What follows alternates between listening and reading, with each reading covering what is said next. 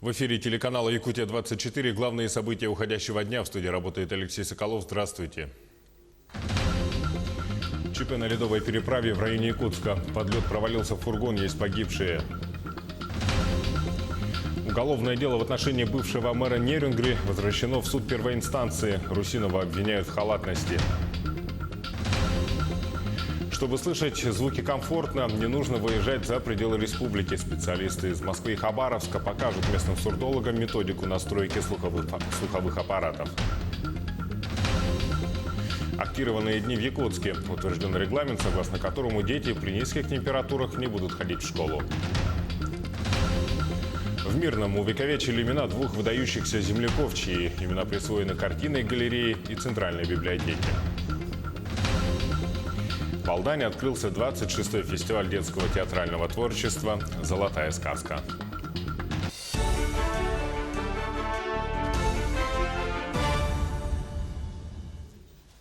На ледовой переправе Хатасы-Павловск провалился фургон, погибли 2 человека. Сейчас на месте работает группа следователей и готовится приступить к работе в светлое время суток водолазная группа МЧС. Напомню, что ледовая переправа была накануне официально открыта для автомобилей весом не более 3 тонн. В Главное управление МЧС России по Республике Саха-Якутия по системе 112 города Якутска поступила информация о том, что в районе переправы Хатасы-Павловск через реку Лена произошел провал под лед грузового автомобиля грузоподъемностью более 5 тонн. Предварительная причина провала – это превышение допустимой разрешенной массы автомобиля. По предварительным данным, погибло 2 человек. На месте происшествия работают спасатели якутского филиала ДВРПСО МЧС России, сотрудники ГИМС и ГИБДД. Главное управление МЧС России по Республике Саха-Якутия напоминает, что ледовая переправа Якутск, село Хатасы-Павловск допущена к переправе 25 ноября для автомобилей с разрешенной максимальной массой до 3 тонн. Средняя толщина льда на переправе составляет 38-40 сантиметров.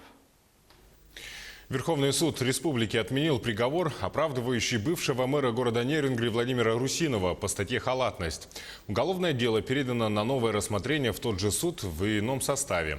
В остальной части приговор Нерюнгринского городского суда республики оставлен без изменения. По версии следствия, Владимир Русинов, являясь мэром города Нерюнгри, выделил ряд жилых помещений гражданам, которые не имели оснований для получения муниципального жилья.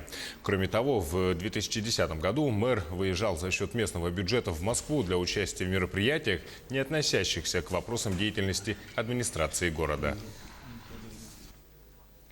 В Якутске семья с 6-летним сыном в течение 5 лет вынуждена выходить на улицу через форточку. Почему они оказались замурованными в собственном жилье? В деталях разбиралась Ульяна Шагина. Дележка вожделенных квадратных метров превратила когда-то близких людей в лютых врагов. Родная сестра Владимира Чепелянского, устав делить жилье, отгородилась от него, замуровав его вместе с семьей в маленькой комнатке в 10 квадратных метров. Из-за замурованной стены именно вот эта вот форточка уже на протяжении многих лет служит входной дверью для 6-летнего Николая и его родителей. Таким вот образом глава семьи Владимир Чепелянский на протяжении многих лет вынужден выходить на улицу. Сначала он вытаскивает куртку, а потом выходит сам. Иначе через узкую щель форточки просто не пролезть. После инсульта у меня ноги плохо работают. Вот. Ну и, в общем-то, ходьба вот это, конечно, не очень такая удобная вещь. Эта квартира изначально принадлежала ныне покойной их матери, Саре Кирьяновой. Но в 2011 году они узнают, что собственником квартиры теперь является не мама, а средняя сестра Оксана Гайдай. Впоследствии она, как полноправная хозяйка, построила стену, отрезав их доступ к кухне, санузлу и к входной двери. Спокойно мы ему проведем любые коммуникации, только когда хотя бы немного покроют ту часть долга, которую они дожили за то время, пока мы сюда не заехали. Долгое время мы жили как бы вместе, пока маме не надоело жить в таких условиях. А именно в тех условиях, то, что постоянно аморальные люди, его друзья, выпивают спиртные напитки беспробудно. По словам Кристины, именно ей бабушка отписала квартиру в 2008 году, так как именно она, 12-летний ребенок, в то время ухаживала за ослабленной бабушкой. С этим категорически не согласна другая сестра Владимира, Валентина Константиновна, которая уверена, что Оксана Гайдай прибрала к себе квартиру незаконным путем. В 2011 году при ругани с Оксаной, моей сестрой младшей, мама узнает, что квартира уже ей не принадлежит. Тут мы вызвали милицию, мама написала заявление в милицию написала заявление, то, что у нее украли квартиру. Куда только не обращалась семья Чепелянских, пытаясь решить свой квартирный вопрос, но пока в их пользу ничего нет. Правда, в 2016 году городской суд вынес единственное в их пользу решение о сносе той самой злосчастной стены, предоставив им доступ к санузлу и кухне. Судебные приставы не хотят открывать, и сама хозяйка тоже не хочет этого делать. А к судебным приставам обращались? Обращались, приходили. Звоните, когда они будут дома, вот их ответ весь. Во всей этой ситуации, конечно же, страдает маленький 6-летний Коля. Пока его родственники ведут между собой войну, он за свою короткую жизнь уже успел серьезно переболеть из-за того, что вынужден ходить на улицу через форточку. Туберкулез легких томограмма показала. Ну, вылечился? Вылечился, с учета сняли, сейчас в детский садик ходит. Мы, конечно же, не оставим эту ситуацию и попытаемся в ней разобраться с привлечением всех соответствующих органов. В первую очередь нужно помочь маленькому Коле, ведь дом уже попал под региональную программу переселения из аварийного жилья. А это значит, что совсем скоро его снесут, а семья Чепелянских с маленьким сыном останется на улице. Ульяна Шагина, Сардана Неустроева, Джулус Иннокентьев, Якутск. Сегодня в Нерюнгринской администрации в очередной раз прошло совещание управляющих компаний ТСЖ с региональным оператором. Переработчик. Проблема несвоевременного вывоза мусора в городе до сих пор актуальна. Какие меры были предприняты, расскажет наша коллега Александра Цыбикова. С начала мусорной реформы, ставший единым региональным оператором, МУП-переработчик столкнулся с множеством проблем. Это и неполадки технического состояния мусоровозов, разбросанность жилого фонда по городу и, главное, нехватка единиц техники. Все это в совокупности на протяжении года не позволяло своевременно, то есть ежедневно по санитарно-эпидемиологическим нормам вывозить мусор. Сегодня это вывозится в течение 5-6 дней, 10 бывают дома. Вывозится один раз. Что это повлекло? Повлекло увеличение грызунов, крыс, мышей, тараканы пошли. Вот. Ну, стараемся вывозить, не считаемся ни со временем, ни с чем. Мы, управляющие компании, вдвойне даже платим людям в вечернее время, которые работают до 10 вечера, до 8 вечера, лишь бы только вывести этот мусор. На совещании присутствовал начальник Роспотребнадзора Сергей Воробьев, который настоятельно рекомендовал переработчику составить четкий график вывоза мусора. В ходе дискуссии было принято решение составить его до 10 декабря, согласовать с управляющими компаниями ТСЖ, чтобы с начала 2020 года работы по вывозу велись по утвержденному графику. Однако, чтобы сократить время обслуживания и не перегонять мусоровоз из одного конца города в другой, важно провести зонирование, о котором еще год назад говорил переработчик и, наконец, был услышан. Мы для себя наметили ряд мер, которые должны способствовать решению данной проблемы с вывозом своевременным мусора из кварталов. Это и зонирование по городу. Вот. Потом сегодня нам доложили, что добавится техника новая, объемная, качественная. Вот. Мы собираемся также вводить в городе контейнерный сбор мусора. Все эти меры, они должны привести к тому, что мы к Новому году должны, в принципе, разобраться с этой проблемой, чтобы больше у нас таких случаев не было. На сегодняшний день по городу на 9 участках работает 6 единиц техники. Поэтому радостной новостью для всех присутствующих явилось обновление парка автотранспортной техники. С 25 ноября мы ввели в эксплуатацию 2 ранее полученных мусоровоза. Один способен вместить в себя до 100 кубических метров отходов. Это задняя загрузка, которая обслуживает жилой фонд. И второй КАМАЗ до 60 кубометров отходов. Он у нас обслуживает в основном сады, школы и дома, где установлены контейнерные баки. Также вчера к нам из города Арзамаса выехал еще один новый автомобиль КАМАЗ, также с боковой загрузкой, который будет задействован на МДЗ. Таким образом, с января 2020 года только у регионального оператора будет задействовано 12 единиц техники, а с привлечением подрядных организаций еще порядка 8. Будем надеяться, что это решит проблему скопления мусора в городе раз и навсегда. Александра Цыбикова, Вадим Барашков, Нерюнгри. А в Ленске продолжается уборка снега с проезжей части и тротуаров. Контракт подрядной организации, обслуживающий весь центр и микрорайоны Мухтой, Очанчик и Северный, заключен до конца следующего года. Сумма и объемы работ документально не меняются, а вот номинально напротив. В этом году добавились тротуарные дорожки, и количество осадков не бывает стабильно одинаковым, но в начале этой зимы, как отмечает подрядчик, количество выпавшего снега несколько меньше. Парк подрядчика насчитывает 4 14 единиц снегоуборочной техники, так что за качество и своевременность уборки снега не приходится волноваться. Техники, да, достаточно, в принципе, грейдера, посыпалки, мини-техника для уборки тротуаров. Также бегает техника, у нас убирает дороги, идет отсыпка и так далее. Как бы все идет в стартовом плановом режиме. Впервые потерявшим слух с установленными кохлеарными имплантами настраивают протезы в Якутске. Теперь для того, чтобы слышать звуки комфортно, не нужно выезжать за пределы региона. Специалисты из Хабаровска и Москвы приехали, чтобы показать местным сурдологам методику настройки аппаратов и принять пациентов. За время командировки настроить слуховые протезы должны у 75 пациентов детского сурдологического отделения медцентра, рассказывает Юлия Михайлова. Как зовут тебя?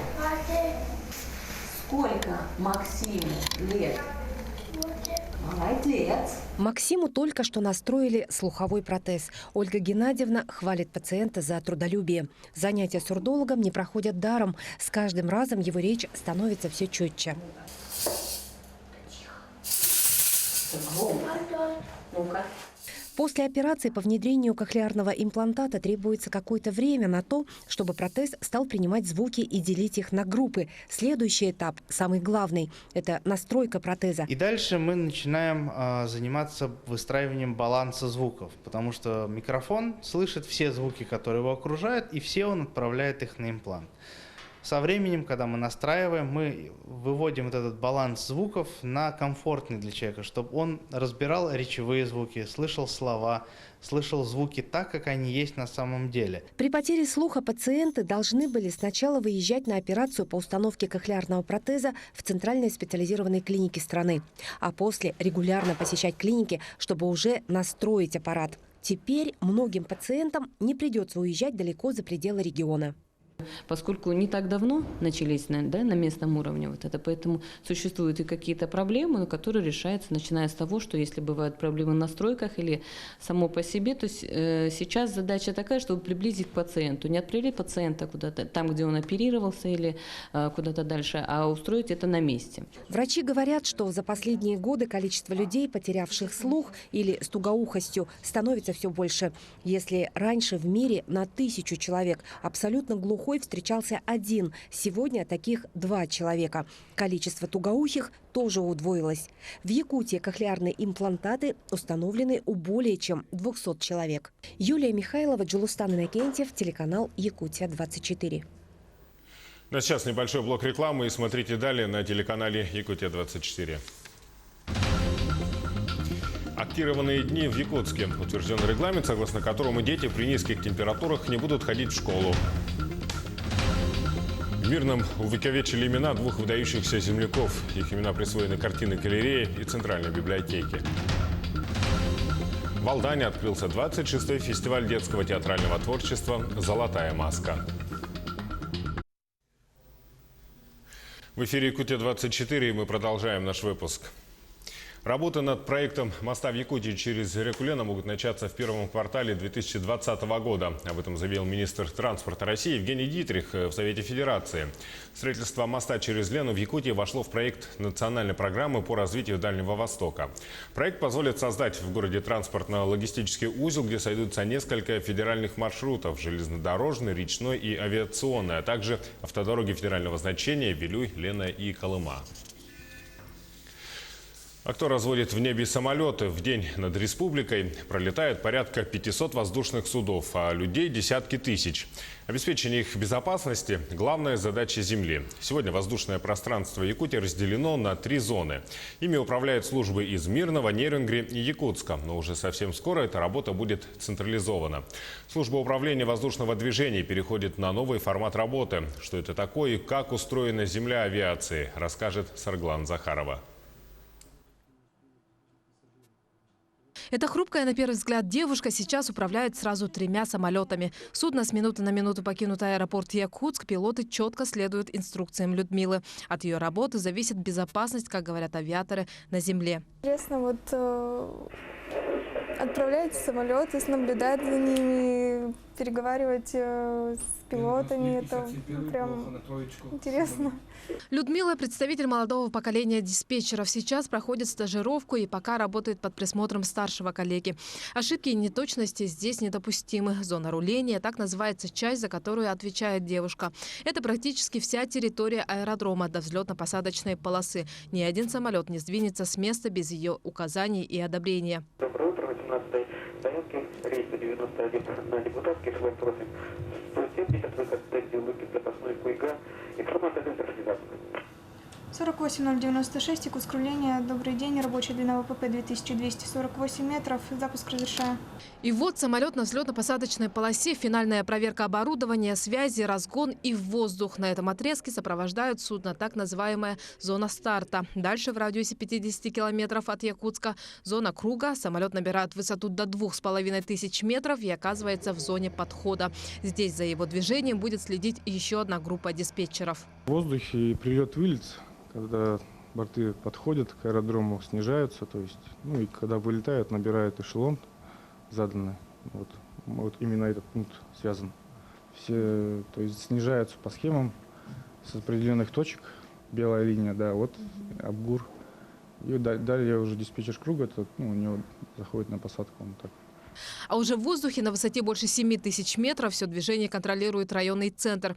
Разводятся не только покинувшие или прибывающие в аэропорт Якутск, но и пролетающие мимо самолеты. Отвечаем. American 125. Якутск Control identified. Next report at Панар.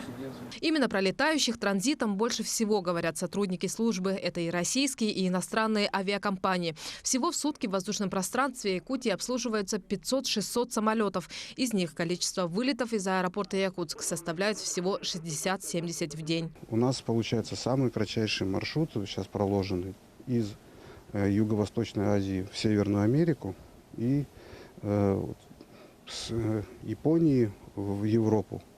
Самый кратчайший маршрут. И очень выгодно летать через нас сейчас. Сейчас районный центр обслуживает 2/3 территории республики и акваторию Северного Ледовитого океана. Но уже 5 декабря планируется сделать управление централизованным. Когда управление происходит с одного зала, это минимум согласований, более серьезное и глубокое прогнозирование потенциально конфликтных точек, потенциально конфликтных ситуаций. Ну и, соответственно, это ведет к увеличению, улучшению безопасности полетов. К чему мы и стремимся. Это основная наша задача. Если на дороге водитель ориентируется по знакам и разметкам, то в воздухе пилот руководствуется указанием диспетчеров. От них зависит самое главное – жизни людей в воздухе. Только за 2 часа, которые мы провели в контрольном пункте, над нами пролетели больше 10 000 человек в самолетах. Сарглана Захарова, Григорий Охлопков, Якутск. Утвержден регламент объявления актированных дней для школьников Якутска. Показатели с прошлого года не изменились. Так, занятия в школах столицы отменяются при минус 45 у учащихся с 1 по 5 класс, при минус 48 с 1 по 8 класс. При температуре минус 50 занятия отменяются для всех школьников.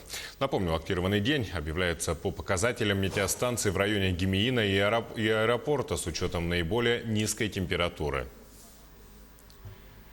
На сегодняшний день заявления на сдачу ОГЭ и ЕГЭ подали более 8000 учащихся. Кроме того, 4 декабря планируется итоговое сочинение и изложение. Как отмечают специалисты Центра мониторинга качества образования, существенных изменений в этом учебном году в сдаче ЕГЭ нет. Но выпускники должны четко выбрать один из уровней экзамена по математике – базовый или профильный. А девятиклассникам стоит тщательно готовиться к проверке знаний, так как в части контрольно-измерительных заданий введены значительные изменения. Акцент сделан на практикоориентированные задания. То есть с сознаниевой и фактологической проверки мы переходим уже к проверке применения умений в действии. Также у нас изменение будет по математике.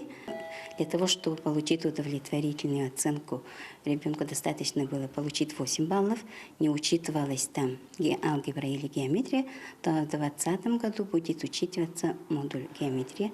Необходимо будет ребенку получить 8 баллов по алгебре и 2 балла по геометрии.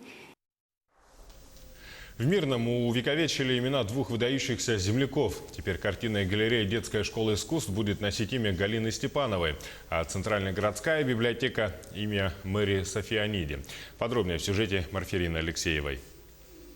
Судьба распорядилась так, что обе неординарные и талантливые женщины ушли в мир иной почти друг за другом в октябре 2015-го. Мирнинский район, города и поселки созданы трудом людей многих национальностей, для которых Северный край стал второй родиной. Яркий пример того, как создавалась духовная, культурная, творческая среда Алмазного края, является самоотверженная работа Мэри Сафиониди. Она автор 14 книг, стихов, прозы, переводов с якутского языка.